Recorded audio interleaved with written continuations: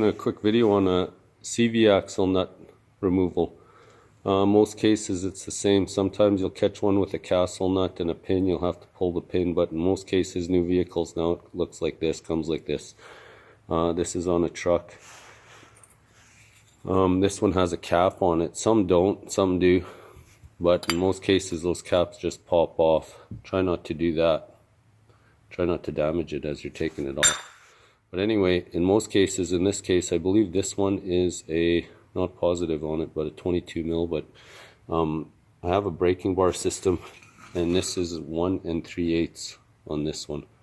So that one fit pretty good. But make sure on your hub, on your wheel assembly and stuff like that, you want to have a bar or a pry bar system. Try not to put tension on your transfer case, your transmission, whatever is hooked up to it, your front wheel drive. Don't put the pressure on that. I like to put the nuts back on, and then put a pry bar just to hold it. And in most cases that works really well.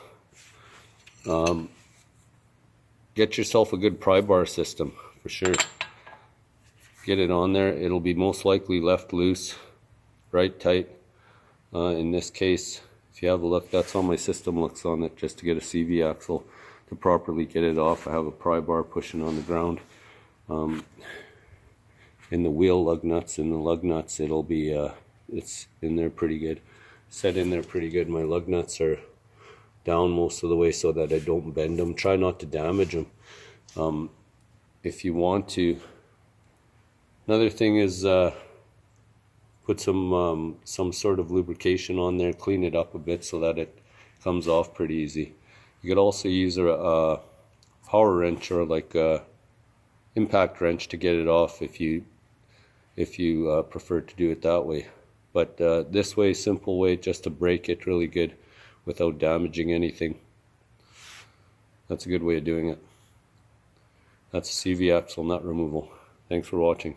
Like and subscribe.